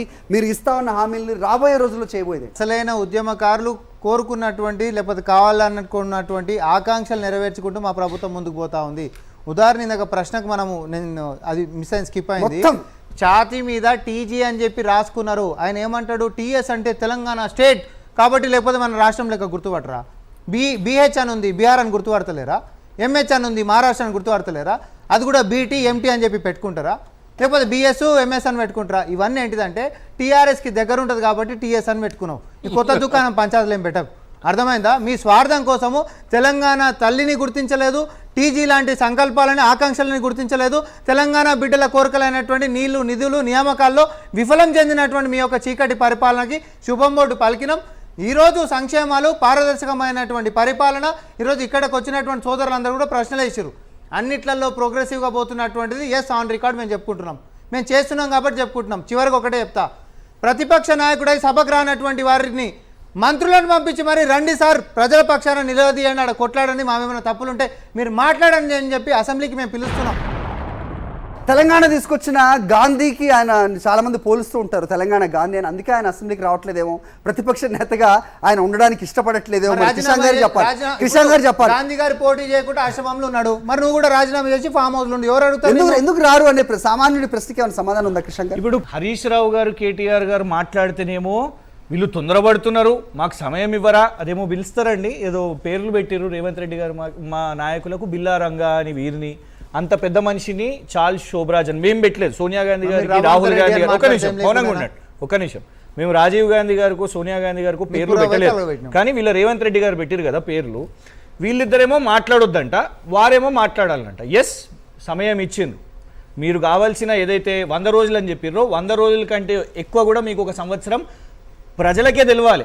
ఓట్లేసిన ప్రజలకే ఇవాళ ఎవరైతే వీపుల మీద లాఠీలు పడుతున్నాయో, మీ సొంత సీఎం నియోజకవర్గంలోనే ఎవరైతే జైలు పాలైనరో, ఎక్కడెక్కడ ఇవాళ రోడ్ల మీదకి వస్తున్నారో, అది హైడ్రా కానివ్వండి, మూసీ బాధితులు కానివ్వండి, ఊర్లలో కానివ్వండి, ఇలా ప్రజల్లోనే తెలిసిపోయింది. ఒక మాట అన్నారు, వారు ఎవరో అడిగితే మీరు వచ్చి ప్రజాభవన్లో ఇవ్వండి, మీరు డిక్లేర్ చేసి రాకండి, మీరు ప్రొటెస్ట్ చేయకండి, లేకపోతే సమయం ఇస్తారని. అట్లాంటి వాళ్ళే గద్దర్ గారిని మీరు అవమానపరిచిండ్రు. గద్దర్ గారు వస్తున్నట్టు సమాచారం ఎవరికి లేదు, కానీ బయటికి వచ్చి అవమానపరిచిరని వీళ్ళ పాలిటిక్స్ కోసం పాపం చనిపోయిన గద్దర్ గారిని కూడా ఇవాళ కూడా వాడుకుంటున్నారు. అంటే మేము అనేది ఏంటంటే ప్రజలు మీకు ఓటేసారు, మిమ్మల్ని ప్రభుత్వంలోకి తెచ్చారు, మీరు ఇచ్చిన 420 హామీలు ఉన్నాయి, అది చేసి చూపెట్టండి. అధికారంలో ఉన్నవాళ్ళు వాళ్ళు చేస్తున్న ప్రయత్నాలు వాళ్ళు చేయాలా, ప్రతిపక్షంలో ఉన్నవాళ్ళు నిర్మాణాత్మకంగా వారు ఇది చేస్తే బాగుంటుంది. ఇక్కడ ఏం జరుగుతున్నదంటే ఇంతకుముందు క్రిషాంక్ మాట అన్నారు, ఇప్పుడు వీళ్ళు మాట్లాడుతున్న మాటలు, వీళ్ళు వాళ్ళ నాయకుడిని అవమానిస్తున్న తీరు, వాళ్ళ నాయకుడు కూడా ఏం తక్కువ మాట్లాడలే. మోడీని బోడీ అన్నవాడు వాళ్ళ నాయకుడు ముఖ్యమంత్రి స్థానంలో ఉండి వీడియోలు చూపిస్తాను నేను. ఆయన పత్రికా గోష్ఠిలో మోడీ బోడీ కేడీ ఇట్లాంటివన్నీ ప్రధానమంత్రిని పట్టుకొని ఆ నరేంద్ర మోదీ ఒక వ్యక్తిగా మీరు ఆయన ఏమైనా విమర్శిస్తే అభ్యంతరం లేదు. ఆయన రాజకీయాలకు మీరు వ్యతిరేకం కావచ్చు, లేదా ఆయన రాజకీయాలను చాలామంది వ్యతిరేకిస్తూ ఉండవచ్చు. నేను కూడా ఆయన రాజకీయాలను సమర్థించకపోవచ్చు, కానీ ఆయన ప్రధానమంత్రి స్థానంలో ఉన్నాడు. అట్లాంటి ఆయనను పట్టుకొని బోడీ అన్న ముఖ్యమంత్రి ఉన్న పార్టీలో ఉండి మీరు ఇవాళ అవతల పార్టీలో ఇవాళ ముఖ్యమంత్రి అయిన రేవంత్ రెడ్డి మా నాయకుడిని అవమానిస్తున్నాడు. ఇంతకుముందు నేను మాట్లాడింది అదే. భాష విషయంలో ఒక నిమిషం అండి, భాష విషయంలో ఎవరికి తీసిపోరండి. డైవర్షన్ పాలిటిక్స్ ఇవి. తెలంగాణ తల్లి చేతుల్లో కోహినూర్ ఉన్నదా, వజ్రం ఉందా, ఇంకో వజ్రం ఉందా కాదు కావాల్సింది. ఆ సామాన్యుడి బస్తీ దవాఖాన ఉందా లేదా, ఆ గురుకులాల్లో కల్తీ అన్నం కాకుండా మంచి అన్నం పెడుతున్నామా లేదా, ప్రజలకు అట్టడుగు వర్గాల ప్రజలకు మనం చెప్పిన సంక్షేమం అభివృద్ధి అందుతున్నదా లేదా అనేది చూడడం ప్రధానం తప్ప ఇవన్నీ ప్రధానం కాదు. ప్రజాప్రతినిధుల్ని కూడా అక్కడ పాఠశాలలు ఇప్పటి నుంచి ఎప్పుడైనా భోజనం చేయాలని చెప్పారు. మనం హాస్టల్ బాట అనేటటువంటి కొత్త ప్రోగ్రామ్ కూడా మేము తీసుకొని పోతున్నాం. చిత్తశుద్ధి ఉంది కాబట్టి. కొద్ది రోజులుగా కూడా ఫుడ్ పాయిజనింగ్ జరిగి బారిన పడినటువంటి విద్యార్థుల పరిస్థితే కావచ్చు, లేదా చనిపోయినటువంటి విద్యార్థులు కానీ 1000కి పైగా కూడా అస్వస్థకు గురైనటువంటిది. దీనికి పైన విమర్శకు ప్రతి విమర్శలు చేసుకునే కంటే వాటిని బాగు చేసేందుకు ఈ సంవత్సరంలో కాంగ్రెస్ ప్రభుత్వం, రేవంత్ రెడ్డి గారు ముఖ్యమంత్రి హోదాలో ఎటువంటి నిర్ణయాలు తీసుకున్నారు, ఏం స్టెప్స్ తీసుకున్నారు? మేము వచ్చిన ఎమ్మడే పింఛన్ ఉంచుతామని చెప్పారు సార్. ఈరోజు ముసలోళ్ళకు పింఛన్ అనేది చాలా ఆధారం సార్. ఎందుకంటే తల్లి కొడుకులు కొట్టుతున్నారు, ఎలగొడుతున్నారు చాలా మంది ముసలోళ్ళకు. ఆ పింఛన్తోనే ఈ రోజు బతికే పరిస్థితులు ముసలోళ్ళు. పింఛన్ పెంచుతామని చెప్పి ఇప్పటివరకు కూడా పింఛన్ పెంచలేరు. అదేవిధంగా ఒంటరి మహిళలకు 2500 ఇస్తామన్నారు, ఇప్పటివరకు కూడా అవి రాలేవు. మరి ఇప్పుడు వస్తాయి, ఇంతవరకు టైం ఉంటుంది? ఒక సంవత్సరం అయితే ఖర్చు ఇంతవరకు వచ్చేది ఉన్నది, అది కూడా లేదు. ఈరోజు 14 లక్షల మంది విద్యార్థులు ఈరోజు గురుకులాల్లో చదువుతున్నారు. మొత్తం కలిపి గురుకులాలు, కేజీబీవీలు, మోడల్ స్కూల్ కలిపి ఎక్స్క్లూజివ్గా 6 లక్షల మంది గురుకులాల్లో ఉంటున్నారు. ఇందులో 70% చాలా ఇబ్బందులు, తీవ్రమైన ఇబ్బందులు పడుతున్నారు. దీని మీద ఒక్క స్టెప్ కూడా లేదు. నియామకాలకు సంబంధించి 53,310 ఉద్యోగాలు ఇచ్చారు, కానీ అందులో 10,000 ఉద్యోగాలు ఖాళీ అయినాయి. ఎందుకంటే ముందు చిన్న పోస్టులు సెలెక్ట్ చేస్తున్నారు, తర్వాత పెద్ద పోస్ట్ రిజల్ట్ ఇస్తున్నారు. ఈ అవరోహణ క్రమం ఉద్యోగాల రీలింగ్విష్మెంట్ దాని ప్రకారం చేయకపోవడం వల్ల, రెండోది కమిషన్ బోర్డులతో, రిక్రూట్మెంట్ బోర్డులతో సమన్వయం లేకపోవడం వల్ల ఇచ్చిన వాటిల్లో కూడా ఇప్పుడు 10,000 ఉద్యోగాలు ఖాళీ అయినాయి యాజ్ ఆన్ టుడే. వీళ్ళందరూ అడిగినటువంటి దాంట్లో ఒక కామనాలిటీ ఏంటంటే, ఎక్కువ మంది పిల్లలు ఉండి 2 బాత్రూమ్ ఉన్న, పెద్ద మోడల్ స్కూల్ ఉండి చిన్న కిచెన్ ఉన్న, ఇవన్నీ గత చీకటి పరిపాలనలో సాక్ష్యాలు. టీఆర్ఎస్ హయాంలో ఎక్కువ మంది చదువుకుంటున్నటువంటి పిల్లలను ఏ రోజు శ్రద్ధగా పట్టించుకున్న పాపాన పోలేదు. ఇదే నిజం. మేము వచ్చిన తర్వాత పట్టించుకునే ప్రణాళిక ఏర్పాటు చేస్తాం. రామ్మోహన్ రెడ్డి అన్న గారు ఏం చెప్పారంటే, కేసీఆర్ గారు ఇప్పుడు కూడా గురుకులాలను పట్టించుకున్న పరిస్థితి లేదని ఆయన అన్నారు. కేసీఆర్ గారు ఒక సందర్భంలో గురుకుల పాఠశాలలో, నడిగూడెం అనేటువంటి గురుకుల పాఠశాలలో ఒక అమ్మాయికి అక్కడ విద్యుత్ షాక్ జరిగి 2 చేతులు కోల్పోయింది. వారం తిరిగే లోపట్లనే ఆ అమ్మాయికి 36 లక్షల రూపాయలతో ఆర్టిఫిషియల్ హ్యాండ్స్ అమర్చినటువంటి ఘనత కేసీఆర్ గారిది. గురుకులాలలో ఈరోజు అనేక పరిస్థితులు జరుగుతూ ఉన్నాయి. ఎక్కడ చూసినా కానీ ఫుడ్ పాయిజన్స్, దాదాపు 49 మంది విద్యార్థులు చనిపోయినారు. 1500 మంది పైగా విద్యార్థులు అస్వస్థతకు గురై, పాము కాట్లకు దానికి దీనికి గురై విద్యార్థులు హాస్టల్లో ఉంటున్నామా, ఆసుపత్రులలో ఉంటున్నామా అనేటువంటి పరిస్థితి విద్యార్థులు ఈరోజు వచ్చారు. ఏనాడు ముఖ్యమంత్రి కానీ మంత్రులు కూడా కనీసం ఆ యొక్క విద్యార్థుల దగ్గరకు పరామర్శించినటువంటి దాఖలాలు ఉన్నాయా? మా ప్రభుత్వం చేసేటటువంటి ప్రయత్నాలు మేము చెప్పినాం, టాస్క్ ఫోర్స్ అని పెట్టినాము, అధికారుల మీద చర్యలు తీసుకుంటున్న చరిత్ర ఈ రోజున ఉండనా? మేము వచ్చినాక చేస్తున్నాం. Right. మండలానికి టాస్క్ ఫోర్స్ కమిటీ అని కానీ లేకపోతే ఇన్స్టిట్యూషనల్ కమిటీ అని కిచెన్ నీట్గా లేకపోయినా అదే పనిచేస్తున్నటువంటి ఎవరైతే పనిచేసే మేనేజ్మెంట్ ఉంటుందో వాళ్ళు పిల్లలతో పాటు తినాలి. నో కాంప్రమైజ్ అన్నాడు సీఎం గారు. రైట్, అది మొత్తానికి రాష్ట్రంలో నెలకొన్న పరిస్థితి. ఇక్కడ పార్టీ ప్రతినిధులుగా పార్టీల వాళ్ళు ఆరోపణలు ప్రత్యారోపణలు ప్రతి చోట చేసుకున్నట్టే ఇక్కడ కూడా చేసుకుని ఉండొచ్చు.